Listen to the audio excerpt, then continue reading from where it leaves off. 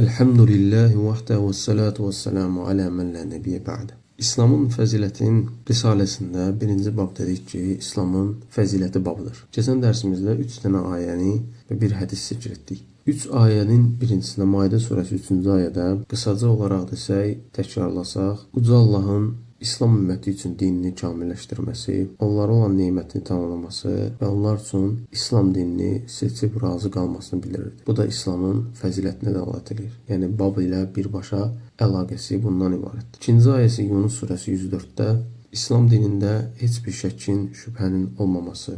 Üçüncü ayədə isə Hədid surəsi 28-də İslam ümmətinə Allahın öz rəhmətindən 2 qat əcr verilməsi, yəni dünya və axirətdə işığında yürüyəcəyi, işığında gedəcəkləri bir nur verməsi və onların günahlarını bağışlamasını bildirdi. Hədisə gəldikdə isə Buxarinin rəvayət etdiyi hədisdə Peyğəmbər sallallahu əleyhi və səlləmin qısaca olaraq desək, buyurduğu o idi ki, İslam ümməti az əməllə 2 qat əcr qazanacaq. Sonra şeyx Risaləyə yenə hədislə davam edir və buyurur ki, həmçinin Əbu Hüreyrə radiyallahu anhun hədisində Peyğəmbər sallallahu əleyhi və səlləm belə buyurmuşdur. Allah bizdən öncəkiləri cümə günündən azdırmışdır. Yahudilər üçün 6-cı gün, Nəsranilər üçün bazar günü, bizə gəldikdə isə bizi cümə gününə yönəltmişdir. Və beləcə onlar qiyamət günü bizdən sonra gələcəklər. Biz dünya əhlinin sonuncuları, qiyamət günü isə birincilərik. Bu hədisdə müəllifin deməsi ki, həmçinin Əbu Hüreyrə, yəni həmçinin Buxaridə rəvayət olunan hədisdə Əbu Hüreyrə radiyallahu anh rəvayət edir. Bunu demək istəyir. Və Peyğəmbər sallallahu əleyhi və səlləmin deməsi ki, bizdən öncəkiləri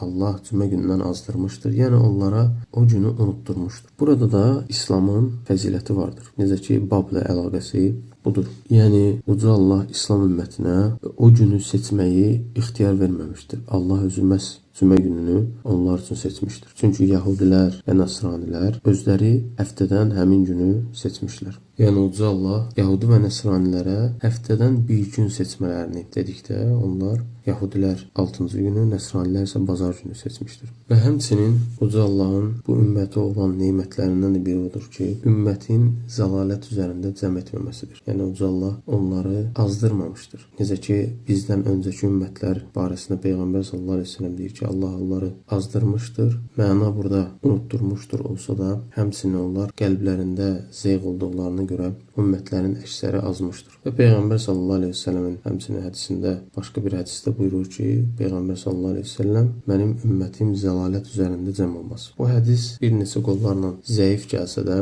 alimlər buna həsən hökmü veriblər. Yəni hədis səhihdir. Və hədisin davamında qeyd etdiyimiz Muhammed ibn Vahhabın İslamın fəziləti risaləsindəki hədisin davamındakı Allah Yəhudilər üçün 6-cı gün, Nəsranilər üçün bazar günü və bizi isə cümə gününə yönəltmişdir. Və burada Peyğəmbər sallallahu əleyhi və səlləm deməsi ki, Uca Allah bizi cümə gününə yönəltmişdir. Yəni hədisin ləfzində fəcə Allah binə fəhədənə yevmil cümə. Yəni bizi hidayət etmişdir cümə gününə. Şeyx Salih Əli Şeyx şərhində buyurur ki, bu hədisin həmçinin burada hidayət də qəsd olunur. Necə ki biz Fatihə surəsində Allahdan hər dəfə hidayət istəyirik, həmçinin mənası odur. İhdinəs sıratal müstəqim. Yəni bizi doğru yola yönəlt. Həmçinin Allah bizi hidayət etmişdir və bizim üçün cümə gününü seçmişdir mənasında verir. Hədisin davamında biz dünya əhlinin sonuncularıyıq, axırıncılarıyıq. Mənası odur ki, Rəsul göndərilən ümmətlərin ən sonuncusuyuq və yaxud da qiyamət gününü görəcək ümmətlərin ən sonuncusuyuq. Hər iki mənada səhihdir. Və hədisin davamında qiyamət günündə də birinciləriyik. O mənada ki, birinci hesaba çəkilən ümmət, birinci məhşər yerinə gəlib çatan ümmət, sıratı birinci keçən ümmət və həmçinin cənnətə birinci daxil olan ümmətdə İslam ümməti olacaq. Buna da dəlil nədir? Peyğəmbər sallallahu əleyhi və səlləm buyurur ki, "Ənə əvvəl mən yədxulul cənnə." Mən cənnətə birinci daxil olacaq kimsəyəm. Təbii ki, Peyğəmbər sallallahu əleyhi və səlləm də öz ümməti ilə daxil olacaq. Və burada da İslamın fəziləti bilinir ki, Uca Allahın cümə gününü İslam ümməti üçün seçməsi, dünya əhlinin sonuncuları olub, qiyamətdə isə birinciləri olması. Həmçinin Uca Allahın bu ümməti əvvəlki ümmətlər kimi azdırmaması. Çünki bu ümmət qiyamətə qədər qalacaq. Və şeyx sonra davam edərək buyurur ki, İmam Buxari Peyğəmbər sallallahu əleyhi və səlləmdən öz kitabında belə bir hədis rivayet edir ki, Əhəbbuddin ilallahil hənifiyyətus səmhə. Allaha ən sevimli olan din asanlaşdırılmış hənif dindir. Həniflik sözünün mənası, lüğəti mənası meyl etmək deməkdir. Şəri mənası və əqidədə olan mənası isə, əqidədə olan mənası o deməkdir ki, şirkdən tövhidə meyl etmək, Şəri mənası isə şəhvətlərin yollarından tabeçilik yollarına meyl etmək. Və həmçinin həniflik İbrahim əleyhissalama da nisbət olunur və Peyğəmbər sallallahu əleyhi və səlləmə də, bizim Peyğəmbərimiz Muhammed sallallahu əleyhi və səlləmə də İbrahimin hənif dininə tabe olmaq əmr olmuşdur. Necə Allah buyurur: "Thumma awhayna ilayka an ittabi' millata İbrahim hanifə." Vəhy etdik ki, hənif İbrahimin dininə tabe ol. Səmhə sözünün mənası isə necə hədisdə gəlir: "Əhabbud dini illallahil hanifiyyətu səmhə." Onun mənası asanlaşdırılmış, asan olana deyilir. Yəni bizim din Allaha sevimli olan, ən sevimli olan dindir və o din də asanlaşdırılıb. Hədisin mənası budur. Yəni asanlaşdırılmış o mənadadır ki, qul bir əməli etməkdən acizdirsə, o əməl ona vacib deyil. Və həmçinin zərurət anında haram olan şeylər ona artıq qadağan deyil. Bu mənadadır. وَمَا جَعَلَ عَلَيْكُمْ فِي الدِّينِ مِنْ حَرَجٍ. Biz sizin üçün dində, sizin üçün Allah daha doğrusu dində çətinlik etmədi. Və Allahın asanlaşdırıldığı, dində asanlaşdırdığı şeyləri də sevməsi iki cürdür. Allah dində olan asanlığı sevər. Ya o Quran və sünnədə gələn dəlillərlədir, şəri dəlillərlə. Buna da misal namazları səfərdə qısaltmaq, 4 rükətli namazları 2 rükət qılmaq. Allahdan onlar bir rüxsətdir, asanlıqdır. İkincisi isə alimlərin ictihadı ilə Quran və sünnədən çıxartdığı dəlillərlə, səhih dəlillərlə.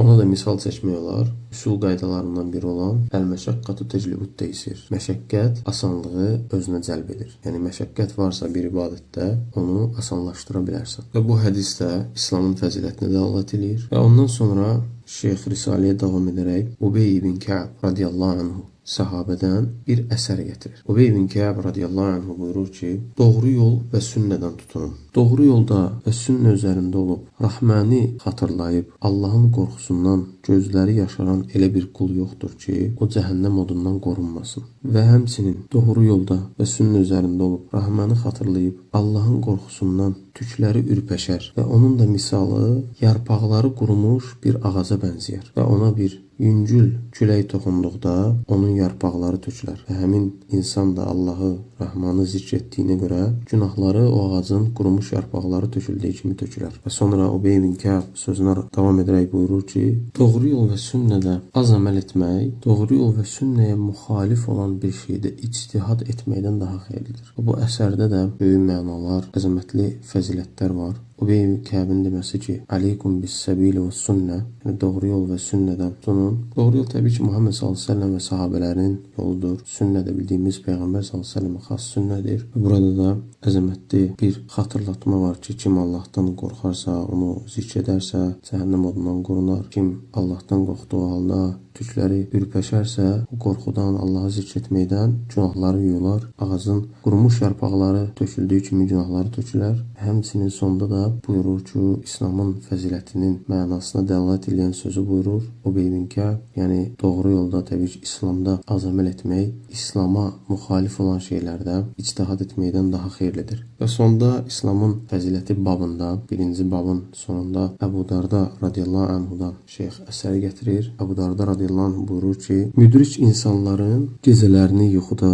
gündüzlərini isə oruç tutmadan, yeyib içməklə keçirtmələri, axmaq insanların səhərə qədər ibadət edib, oruclarını isə öyünərək, özləri ilə fəxr edərək, kibirlənərək keçirmələrindən necə də gözəldir. Buğda zərrəsi qədər təqva və yəqinliklə olan əməl, özü ilə öyünənlərin ibadətlərinin dağlar mislində olmasından daha əzəmətli, daha əfsəl və daha doğrudur. Burada da Əbu Darda radiyallahu anhun çatdırmaq istədiyi məsələ odur ki, gecələri ibadətdə keçirdib, gündüzləri oruç tutmaq, əgər təqva və yəqinlik yoxdursa, o əməllər puçdur. Ona görə ağıl sahiblərinin gecələri ibadət etməyib, gündüzləri oruç tutmasalar da, onlarda təqva və yəqin olduğuna görə onların əməlləri daha əzəmətli, daha əfsəl, daha doğrudur. Təbii ki, gecələri ibadət edib, gündüzləri oruç tutmaq böyük ibadətlərdir, böyük əməllərdir. Sadəcə onlarda təqva və yəqinlik, yəni ixlas və sünnəyə tabeçilik olmasa, o əməllər puçdur. Burada da İslamın